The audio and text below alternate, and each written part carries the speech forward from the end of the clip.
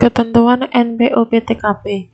A. NPOP-TKP untuk perolehan hak karena waris atau hibah wasiat yang diterima orang pribadi yang masih dalam hubungan keluarga saudara dalam garis keturunan lurus 1 derajat ke atas atau 1 derajat ke bawah dengan memberi hibah wasiat termasuk suami atau istri ditetapkan paling rendah sebesar 300 juta.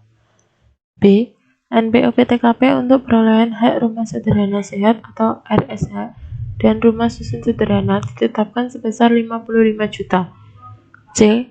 NPOP-TKP untuk perolehan hak baru melalui program pemerintah yang diterima pelaku usaha kecil atau mikro dalam rangka program peningkatan sertifikasi tanah untuk memperkuat penjamin kredit bagi usaha mikro dan kecil ditetapkan sebesar 10 juta. D.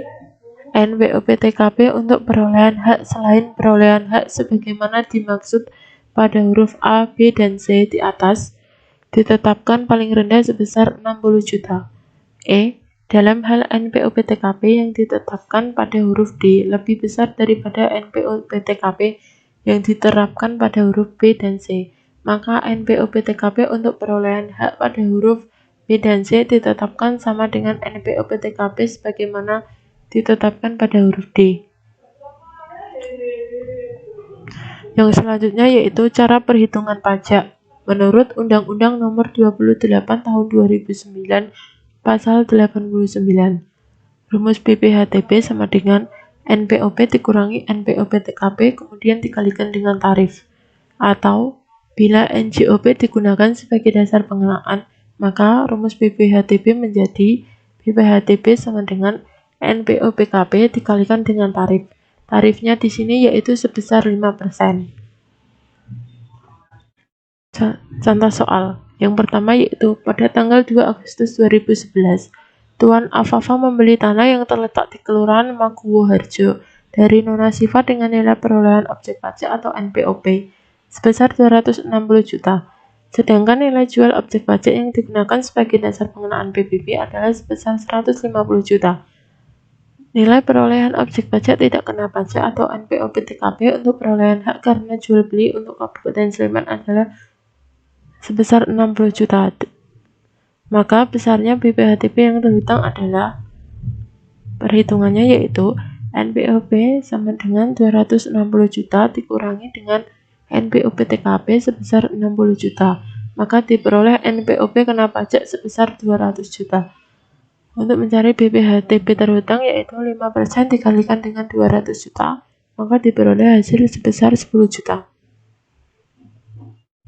Untuk jurnalnya yaitu 2 Agustus 2011, beban PBB sebesar 10 juta di debit, tanah dan bangunan sebesar 260 juta di debit, hutang BPHTB sebesar 10 juta di kredit, dan kas sebesar 260 juta di kredit. Contoh soal yang kedua yaitu pada tanggal 10 Oktober 2000XX, Tuan Amir mewariskan sebidang tanah dan bangunan kepada ahli warisnya yaitu Tuan Ali. NJOP yang digunakan sebagai dasar pengenaan PBB adalah sebesar 500 juta. NPOP-TKP untuk perolehan objek pajak karena waris yang ditetapkan untuk kabupaten di mana objek pajak berada ditetapkan sebesar 300 juta. Besarnya BPHTB yang terhutang adalah perhitungannya yaitu NPOP sebesar 500 juta dikurangi dengan NPOP-TKP sebesar 300 juta. Maka diperoleh NPOP kena pajak sebesar 200 juta. BPHTB terhutang yaitu 5% dikalikan dengan NPOP kena pajak yaitu sebesar 200 juta, maka diperoleh hasil sebesar 10 juta. Karena ini soalnya waris, maka ada pengenaan karena waris yaitu sebesar 50%. Maka hasilnya sebesar 5 juta. Kemudian BPHTB terhutang dikurangkan dengan pengenaan karena waris sehingga didapatkan BPHTB yang harus dibayar sebesar 5 juta. Untuk jurnalnya yaitu 10 Oktober 2000XX, beban PBB sebesar 10 juta di debit dan hutang BPHTB sebesar 10 juta di kredit. Saat terhutangnya pajak BPHTB. Saat terhutangnya pajak BPHTB terdapat beberapa waktu, di antaranya 1. Sejak tanggal dibuat dan ditandatanganinya akta, yaitu untuk kondisi A. Jual beli, B. Tukar-menukar, C. Hibah, D. Pemasukan dalam perseroan atau badan hukum lainnya, E. Pemisahan hak yang mengakibatkan peralihan, F. Penggabungan usaha, G. Peleburan usaha, H. Pemekaran usaha, dan I. Hadiah. Yang kedua yaitu sejak tanggal penunjukan pemenang lelang. Ini digunakan untuk lelang. Yang ketiga, sejak tanggal putusan pengadilan yang mempunyai kekuatan hukum yang tetap. Digunakan untuk putusan hakim. Yang keempat, sejak tanggal yang bersangkutan mendaftarkan peralihan haknya ke kantor pertanahan. Digunakan untuk A. Hibah, B. Wasiat, dan C. Waris. Dan yang terakhir yaitu sejak tanggal ditandatangani dan diterbitkannya surat keputusan pemberian hak. Digunakan untuk A. Pemberian hak baru atas tanah sebagai kelanjutan dari pelepasan hak, dan B. Pemberian hak baru di luar pelepasan hak. Yang selanjutnya yaitu pembayaran pajak terhutang. Pembayaran pajak terhutang dilakukan dengan cara 1. Pembayaran tidak mendasar kepada adanya surat ketetapan pajak. 2. Dibayar dengan menunjukkan surat setoran pihak atau SSP ke kas negara melalui bank atau kantor pos atau tempat pembayaran lain yang ditunjuk. Yang ketiga yaitu tata cara pembayaran pajak diatur lebih lanjut dengan keputusan menteri. Penetapan pajak. Surat ketetapan pajak daerah kurang bayar. Surat ketetapan pajak daerah kurang bayar yang dapat disingkat SKP DKB adalah surat keputusan yang menentukan besarnya jumlah pajak yang terhutang, jumlah kredit pajak, jumlah kekurangan pembayaran pokok pajak, besarnya sanksi administrasi, dan jumlah yang masih harus dibayar. Berikut adalah gambar surat keterangan pajak daerah kurang bayar. Kemudian ada surat ketetapan pajak daerah kurang bayar tambahan. Surat ketetapan pajak daerah kurang bayar tambahan yang dapat disingkat SKP DKBT adalah surat keputusan yang menentukan tambahan atas jumlah pajak yang ditetapkan. Berikut adalah skema surat ketetapan pajak daerah kurang bayar tambahan. Kemudian berikutnya ada surat tagihan pajak daerah atau STPD pasal 100. Untuk STPD sendiri berisi seperti menagih pajak yang tidak atau kurang bayar, kemudian ada menagih pajak yang kurang dibayar karena salah tulis atau hitung pada SSPD, kemudian ada menagih sanksi administrasi berupa bunga dan atau denda. Untuk pengenaan bunga 2% per bulan maksimal 24 bulan sejak saat terhutang dikenakan kepada poin pertama dan kedua, yaitu poin menagih pajak yang tidak atau kurang dibayar dan menagih pajak yang kurang dibayar karena salah tulis atau hitung pada SSPD. Dasar penagihan pajak pasal 101.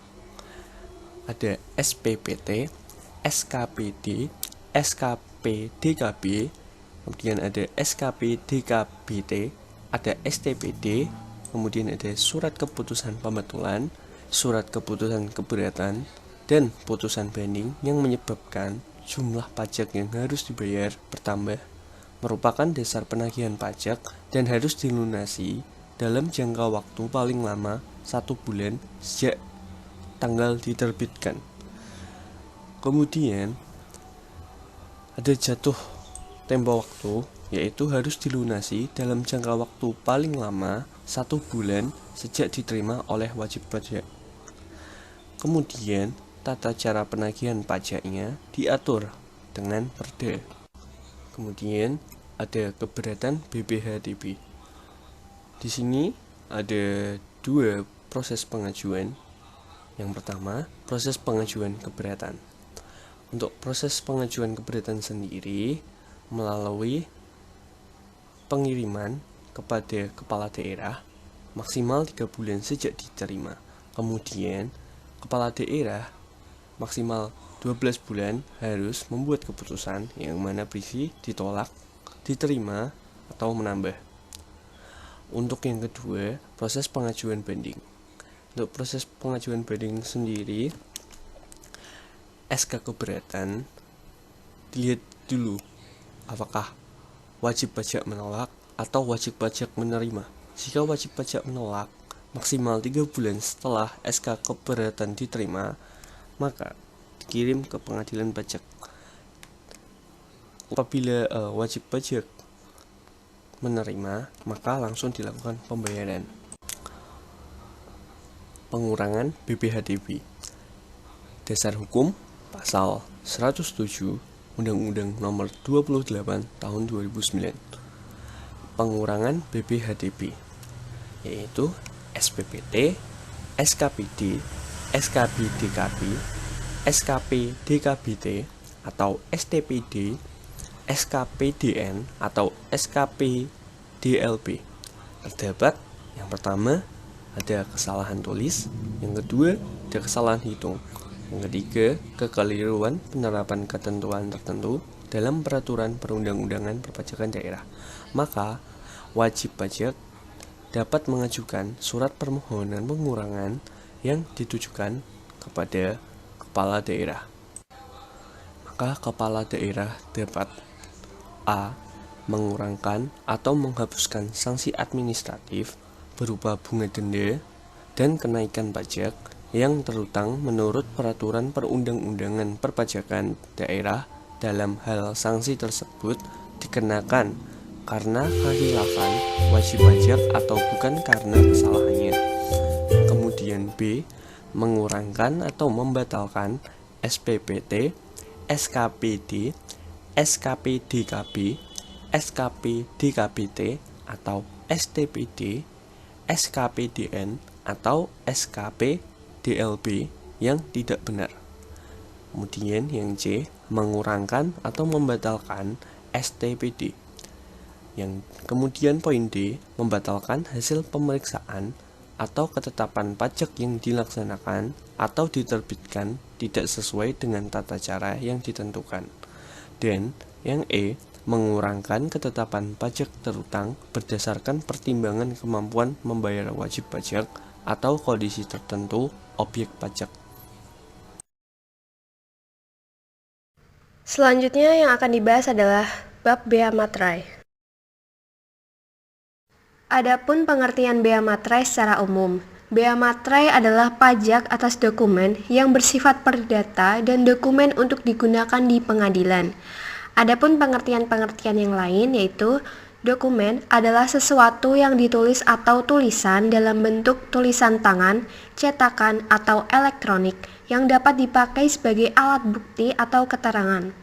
Tanda tangan adalah tanda sebagai lambang nama sebagaimana lazimnya dipergunakan, termasuk paraf, teraan atau cap tanda tangan, atau cap paraf, teraan atau cap nama, atau tanda lainnya, sebagai pengganti tanda tangan. Materai adalah label atau carik dalam bentuk tempel, elektronik, atau bentuk lainnya yang memiliki ciri dan mengandung unsur pengaman yang dikeluarkan oleh pemerintah Republik Indonesia yang digunakan untuk membayar pajak atas dokumen. Pemateraian kemudian adalah pemateraian yang memerlukan pengesahan dari pejabat yang ditetapkan oleh menteri yang menyelenggarakan urutan pemerintahan di bidang keuangan. Dasar hukum bea materai. Yang pertama, Undang-Undang Nomor 13 Tahun 1985 tentang bea materai. Yang kedua, Peraturan Pemerintah Nomor 24 Tahun 2000 tentang pelaksanaan UU Bea Materai. Yang ketiga, Keputusan Menteri Keuangan Nomor 323/KMK03/2000. Yang keempat, Keputusan Direktur Jenderal Pajak. Yang pertama nomor 122A/PJ/2000 tanggal 1 bulan 5 tahun 2000. Yang kedua nomor 122B/PJ/2000 tanggal 1 bulan 5 tahun 2000. Yang ketiga nomor 122C/PJ/2000 tanggal 1 bulan 5 tahun 2000. Yang keempat nomor 122D/PJ/2000 tanggal 1 bulan 5 tahun 2000. Lalu, dasar hukum bea materai yang kelima yaitu Peraturan Menteri Keuangan. Yang pertama nomor 65/PMK03/2014. Yang kedua nomor 70/PMK03/2014. Adapun poin perubahan UU Bea Materai yang baru. Yang pertama, perluasan objek bea materai. Sebelumnya hanya berlaku terhadap dokumen fisik atau kertas, kini berlaku juga bagi dokumen elektronik. 2. Penyesuaian tarif bea materai. Sebelumnya 2 tarif yaitu 3.000 dan 6.000, kini menjadi 1 tarif yaitu 10.000. 3. Penyesuaian batasan nilai dokumen. Sebelumnya dokumen yang dikenai bea materai adalah yang memuat jumlah uang lebih dari 250.000, kini menjadi lebih dari 5 juta. 4. Penggunaan materai elektronik terhadap dokumen dalam bentuk elektronik. 5. Pemberian fasilitas pembebasan bea materai, khusus dokumen tertentu yang diperlukan untuk kegiatan penanganan bencana, keagamaan, dan sosial, dan dalam rangka mendorong program pemerintah. 6. Pengaturan sanksi, baik sanksi administratif maupun pidana terkait materai palsu dan materai bekas pakai. Dokumen elektronik. Direktur Peraturan Perpajakan 1 DJP Arif Yanuar mengatakan RUU Bea Materai akan memperluas definisi dokumen objek bea materai yang meliputi dokumen dalam bentuk kertas dan elektronik. Selain itu, ada penambahan objek berupa dokumen lelang dan dokumen transaksi surat berharga. Hal ini juga didukung adanya UU Informasi dan Transaksi Elektronik Nomor 8 Tahun 2011 pada pasal 5 ayat 1 yang menyebutkan bahwa dokumen elektronik merupakan alat bukti hukum yang sah. Contoh dokumen digital berupa 1. Dokumen perjanjian, 2. Tagihan listrik, 3. Tagihan kartu kredit yang dikirimkan melalui surat elektronik. Selama ini dokumen-dokumen digital tersebut tidak dikenai bea materai. Objek bea materai. 1. Surat perjanjian dan surat-surat lainnya, yaitu surat kuasa, surat hibah, surat pernyataan, yang dibuat dengan tujuan untuk digunakan sebagai alat pembuktian mengenai perbuatan, kenyataan, atau keadaan yang bersifat perdata. 2. Akta-akta notaris termasuk salinannya. 3. Akta-akta yang dibuat oleh PPAT termasuk rangkap-rangkapnya. 4. Surat yang memuat jumlah uang lebih dari 250.000. Yang pertama yang menyebutkan penerimaan uang, yang kedua yang menyatakan pembukuan uang atau penyimpanan uang dalam rekening di bank, 3. Yang berisi pemberitahuan saldo rekening di bank, 4. Yang berisi pengakuan bahwa utang uang seluruhnya atau sebagian telah dilunasi atau diperhitungkan. 5. Surat berharga seperti wesel, promise, accept yang nominalnya lebih dari 250.000. 6. Efek dengan nama dan dalam bentuk apapun. 7. Sekumpulan efek dengan nama dan dalam bentuk apapun yang tercantum dalam surat kolektif. 8. Dokumen yang akan digunakan sebagai alat pembuktian di muka pengadilan. 1. Surat-surat biasa dan surat kerumah tanggaan. 2. Surat-surat yang semula tidak dikenakan bea materai berdasarkan tujuannya, jika digunakan untuk tujuan lain atau digunakan oleh orang lain dari maksud semula. Tarif dan batasan nilai dokumen. Ada pula perubahan mengenai tarif bea materai menjadi tunggal senilai 10.000 dari yang sebelumnya 3.000 dan 6.000. Sri Mulyani memastikan RUU Bea Materai tetap memihak usaha kecil dan menengah karena tidak perlu membayar bea materai untuk dokumen bernilai di bawah atau sama dengan 5 juta. Pada ketentuan yang sama, dokumen di atas 1 juta wajib membayar bea materai. Tarif dan batasan nilai dokumen. 1. Ketentuan bea materai Undang-Undang Nomor 13 Tahun 1995, harga nominal dokumen untuk lebih dari 1 juta bea materai senilai 1.000, untuk 100.000 sampai 1 juta bea materai senilai 500, untuk kurang dari 100.000 bea materai tidak dikenakan. 2. PP Nomor 24 Tahun 2000, untuk lebih dari 1 juta dikenakan bea materai 6.000, untuk 250.000 sampai 1 juta bea materai senilai 3.000. Kurang dari 250.000 tidak dikenakan bea materai. 3. Undang-Undang Nomor 10 Tahun 2020, harga nominal dokumen untuk lebih dari 5 juta dikenakan bea materai senilai 10.000. Untuk kurang dari 5 juta tidak dikenakan bea materai. Tujuan digunakannya tarif bea materai tunggal. 1. Memberikan kesetaraan antara dokumen kertas dan elektronik. 2. Memberikan keberpihakan kepada masyarakat dan UMKM dengan tarif yang relatif terjangkau. 3. Pengenaan bea materai hanya dokumen bernominal uang di atas 5 juta. 4. Untuk penyederhanaan dan efektivitas melalui tarif tunggal dan materai elektronik. Fasilitas pembebasan bea materai. 1. Dokumen yang menyatakan pengalihan hak atas tanah dan atau bangunan dalam rangka percepatan proses penanganan dan pemulihan kondisi sosial ekonomi suatu daerah akibat bencana alam yang ditetapkan sebagai bencana alam. 2. Dokumen yang menyatakan pengalihan hak atas tanah dan atau bangunan yang digunakan untuk melaksanakan kegiatan yang semata-mata bersifat keagamaan dan atau sosial yang tidak bersifat komersial. 3. Dokumen dalam rangka mendorong atau melaksanakan program pemerintah dan atau kebijakan lembaga yang berwenang di bidang moneter atau jasa keuangan. 4. Dokumen yang terkait pelaksanaan perjanjian internasional yang telah mengikat berdasarkan ketentuan peraturan perundang-undangan di bidang perjanjian internasional atau berdasarkan asas timbal balik. Fasilitas pembebasan bea materai. Ketentuan lebih lanjut mengenai pemberian fasilitas pembebasan dari pengenaan bea materai sebagaimana dimaksud pada ayat 1 diatur dengan atau berdasarkan peraturan pemerintah. Sanksi denda 200%, yaitu UU bea materai sebelumnya besar denda 200% dari bea materai kurang bayar. 100%, yaitu UU bea materai sekarang besar denda 100% dari bea materai kurang bayar. Penurunan denda ini dinilai sebagai bentuk sinkronisasi dengan sanksi administrasi pasal 13 UU Ketentuan Umum dan Tata Cara Perpajakan. Adapun sanksi pidana, 1. Meniru atau memalsu materai, termasuk materai elektronik atau materai dalam bentuk lain. 2. Menghilangkan nada materai tidak dapat dipakai lagi atau rekondisi, yakni menggunakan materai bekas. 3. Memakai, menjual, menawarkan, menyerahkan, mempunyai persediaan materai palsu atau rekondisi. Pemateraian kemudian dilakukan terhadap dokumen yang akan digunakan sebagai alat pembuktian di pengadilan. 2. Dokumen yang bea materainya tidak atau kurang dilunasi ditambah dengan denda 200% dari bea materai yang kurang atau tidak dibayar. 3. Dokumen yang dibuat di luar negeri dan akan digunakan di Indonesia tanpa dikenakan denda, atau apabila dokumen yang dibuat di luar negeri dimateraikan sesudah digunakan, dikenakan denda 200% dari bea materai yang tidak atau kurang dibayar. Kemudian yaitu denda administrasi. Denda administrasi dikenakan untuk dokumen yang terutang bea materai tetapi bea materainya tidak atau kurang dilunasi sebagaimana mestinya. Dikenakan denda sebesar 200% dari bea materai yang tidak atau kurang dibayar. Untuk pelunasan bea materai yang terutang berikut dendanya dilakukan dengan cara pemateraian kemudian. Kemudian yaitu daluarsa bea materai. Daluarsa bea materai terjadi setelah lampau waktu 5 tahun sejak tanggal dokumen dibuat. Contohnya yaitu TBPR Banten Sejahtera menerbitkan dokumen bermaterai pada tanggal 18 Juni 2017, maka bea materai atas dokumen tersebut daluarsa pada tanggal 18 Juni 2022.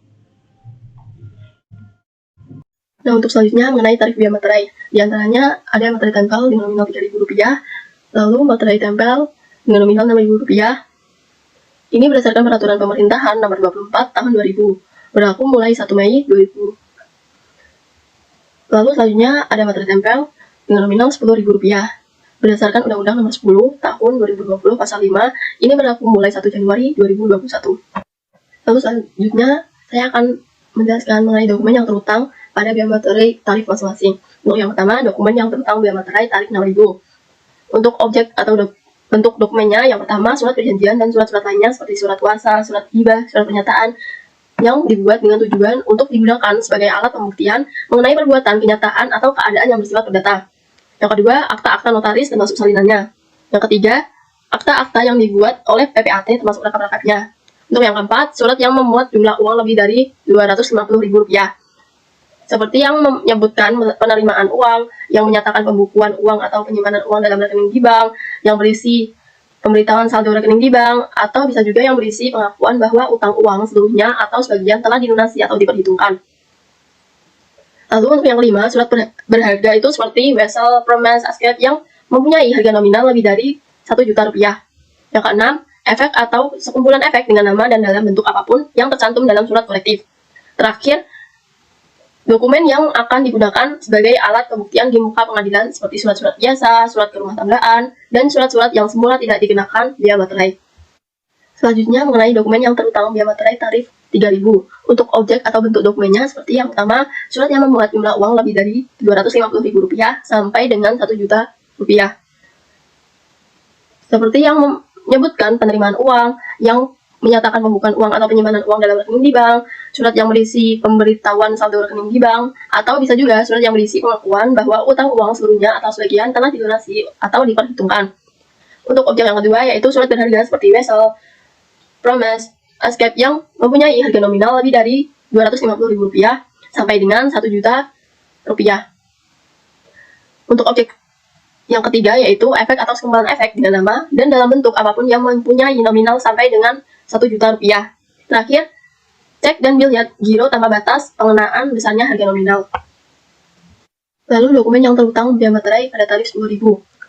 Pada objeknya diatur dalam Undang-Undang Dasar Nomor 10 Tahun 2020 Pasal 3 Nomor 2. Objek atau bentuk dokumennya seperti yang pertama surat perjanjian dan surat lain-lainnya seperti surat kuasa, surat hibah, surat pernyataan yang dibuat dengan tujuan untuk digunakan sebagai alat pembuktian mengenai perbuatan, pernyataan, atau keadaan yang bersifat perdata. Untuk yang kedua, akta-akta notaris termasuk salinannya. Ketiga, akta pejabat, pembuat tanah, beserta salinan dan kutipannya. Keempat, surat berharga dengan nama dan dalam bentuk apapun. Yang kelima, dokumen transaksi surat berharga termasuk dokumen transaksi kontrak berjangka dengan nama dan dalam bentuk apapun. Yang keenam, dokumen lelang yang berupa kutipan risalah lelang, minutes risalah lelang, salinan risalah lelang, dan gross risalah lelang. Yang ketujuh, dokumen yang menyatakan jumlah uang dengan nilai nominal lebih dari Rp5 juta yang menyebutkan penerimaan uang atau berisi tentang pengakuan bahwa utang seluruhnya atau sebagiannya telah dilunasi atau diperhitungkan. Yang kedelapan, dokumen lain yang ditetapkan dengan peraturan pemerintah. Nah, dari beberapa tersebut, dokumen yang terutang biaya materai tidak hanya itu saja. Dalam Undang-Undang Nomor 10 Tahun 2020 Pasal 7, dokumen yang terutang biaya materai diantaranya ada dokumen yang terkait lalu lintas orang dan barang, lalu ada segala bentuk ijazah, tanda terima pembayaran, tanda bukti penerimaan, kwitansi, surat gadai, dan lain-lain. Untuk pihak yang terutang biaya materai diatur dalam Undang-Undang Nomor 10 Tahun 2020 Pasal 5. Yang pertama, dokumen yang dibuat sepihak biaya materai terutang oleh pihak yang menerima dokumen. Yang kedua, dokumen yang dibuat oleh dua pihak atau lebih, biaya materai ini terutang oleh masing-masing pihak atau dokumen yang diterimanya. Yang ketiga, dikecualikan dari ketentuan sebagaimana dimaksud pada ayat 1 dan ayat 2. Dokumen berupa surat berharga sebagaimana dimaksud dalam pasal 3 ayat 21D. Biaya materai terutang ini oleh pihak yang menerbitkan surat berharga. Yang keempat, dokumen yang digunakan sebagai alat bukti di pengadilan sebagaimana dimaksud dalam pasal 3 ayat 1B. Biaya materai terutang oleh pihak ini yang mengajukan dokumen. Yang kelima, dokumen sebagaimana dimaksud dalam pasal 3 yang dibuat di luar negeri dan digunakan di Indonesia. Biaya materai terutang oleh pihak yang menerima manfaat atas dokumen tersebut. Yang terakhir, ketentuan pihak yang terutang sebagaimana dimaksud pada ayat 1, ayat 2, ayat 3, ayat 4, dan ayat 5 tidak menghalangi pihak atau para pihak untuk bersepakat atau menentukan mengenai pihak yang membayar biaya materai tersebut. Nah, untuk cara pelunasan biaya materai ini, ada yang melalui benda materai dan juga ada yang melalui dengan cara lain yang ditetapkan Menkeu. Untuk yang benda materai, diantaranya yang pertama, materai tempel, kertas materai, dan surat setoran pajak. Untuk yang melalui dengan cara lain yang ditetapkan Menkeu itu melalui mesin teraan materai, teknologi percetakan, dan sistem komputerisasi. Lalu untuk yang pertama kita akan membahas mengenai cara pelunasan biaya materai dengan material tempel. Yang pertama, materai tempat direkatkan seluruhnya dengan utuh dan tidak rusak di atas dokumen yang dikenakan biaya materai. Selanjutnya, materai tempat direkatkan di tempat di mana tanda tangan akan dibubuhkan. Yang ketiga, pembubuhan tanda tangan disertai dengan pencatluman tanggal, bulan, tahun dilakukan dengan tinta atau yang sejenis dengan itu, sehingga sebagian tanda tangan ada di atas kertas dan sebagian lagi di atas materai tempel. Yang keempat, jika digunakan lebih dari satu materai tempel, tanda tangan harus dibubuhkan sebagian di atas semua materai tempel dan sebagian di atas kertas. Untuk yang kedua, cara pelunasan biaya materai dengan kertas materai. Yang pertama, kertas materai hanya dapat digunakan untuk sekali pemakaian meskipun hanya digunakan sebagian. Yang kedua, kertas materai yang sudah digunakan tidak boleh digunakan lagi. Untuk yang ketiga, jika isi dokumen yang dikenakan biaya materai terlalu panjang untuk dimuat seluruhnya di atas di kertas materai yang digunakan, maka untuk bagian isi yang masih tertinggal dapat digunakan kertas tidak bermaterai. Nah, bila ketentuan penggunaan dan cara pelunasan biaya materai tidak dipenuhi, dokumen yang bersangkutan dianggap tidak bermaterai. Untuk tata cara mendapatkan izin pelunasan biaya materai dengan mesin teraan materai. Yang pertama, penerbit dokumen harus mengajukan permohonan izin secara tertulis pada kepala KPP setempat dengan mencantumkan jenis merek, tahun pembuatan mesin teraan materai yang dimintakan izin penggunaan. Yang kedua, melampirkan surat nyataan tentang jumlah rata-rata dokumen yang harus dilunasi biaya materainya tiap hari. Yang ketiga, menyetor di muka biaya materai minimal sebesar 15 juta rupiah dengan SSP. Yang keempat, melampirkan surat keterangan layak pakai atas mesin teraan materai yang dimintakan izin. Yang kelima, izin penggunaan mesin teraan materai diterbitkan oleh Kepala KPP yang berlaku selama jangka waktu 2 tahun. Yang keenam, sebelum mesin teraan materai digunakan, dilakukan pengisian deposit sebesar jumlah biaya materai yang disetor di muka dan pemasangan segel pada mesin teraan materai tersebut oleh KPP setempat. Yang terakhir, dibuatkan berita acara pemasangan segel untuk pemakaian yang pertama kali, dan berita acara pembukaan dan pemasangan segel untuk perpanjangan pemakaian mesin teraan. Nah, selanjutnya, tata cara mendapatkan izin pelunasan biaya materai dengan teknologi percetakan. Yang pertama, penerbit dokumen menyetor di muka biaya materai ke kas negara sebesar jumlah dokumen yang harus dilunasi biaya materainya. Yang kedua, penerbit dokumen harus mengajukan permohonan izin secara tertulis kepada Direktur Jenderal Pajak dengan mencantumkan jenis dokumen yang akan dilunasi biaya materainya dan jumlah biaya materai yang telah dibayar. Yang ketiga, apabila permohonan izin yang diajukan oleh penerbit dokumen telah memenuhi syarat, maka Direktur Jenderal Pajak menerbitkan surat izin percetakan tanda lunas biaya materai. Terakhir, pelaksanaan pencetakan tanda lunas biaya materai hanya dapat dilakukan oleh peruri. Nah, untuk pelunasan biaya materai dengan teknologi percetakan ini hanya untuk cek, bilet, giro, dan efek. Nah, yang terakhir mengenai tata cara mendapatkan izin pelunasan biaya materai dengan sistem komputerisasi. Sebelum masuk ke pembahasan, ada syarat utamanya pada tata cara ini. Yang pertama, pelunasan biaya materai dengan sistem komputerisasi ini hanya atas dokumen yang berbentuk surat yang memuat jumlah uang dengan jumlah rata-rata pemateraian 100 dokumen setiap hari. Untuk tata caranya sendiri yaitu yang pertama, penerbit dokumen harus mengajukan permohonan izin secara tertulis kepada Direktur Jenderal Pajak dengan mencantumkan jenis dokumen dan perkiraan jumlah rata-rata dokumen yang akan dilunasi biaya materainya. Yang kedua, menyetor di muka biaya materai sebesar perkiraan jumlah dokumen yang harus dilunasi biaya materainya setiap bulan. Yang ketiga, Direktur Jenderal Pajak menerbitkan izin pelunasan biaya materai dengan membubuhkan tanda biaya materai lunas dengan sistem komputerisasi apabila permohonan penerbit dokumen telah memenuhi persyaratan. Yang terakhir, izin dari Direktur Jenderal Pajak berlaku selama saldo biaya materai yang telah disetor di muka masih mencukupi kebutuhan pemeteraian 1 bulan berikutnya. Lalu pemeteraian kemudian tidak hanya sampai itu saja, tapi ada dilakukan terhadap yang pertama, dokumen yang akan digunakan sebagai alat pembuktian di muka pengadilan, dokumen yang biaya materainya tidak atau kurang dilunasi ditambah dengan denda 200% dari biaya materai yang kurang atau tidak dibayar, dan dilakukan terhadap dokumen yang dibuat di luar negeri dan akan digunakan di Indonesia tanpa dikenakan denda apabila dokumen tersebut yang dibuat di luar negeri dimateraikan sesudah digunakan, maka dikenakan denda 200% dari biaya materai yang tidak atau kurang dibayar.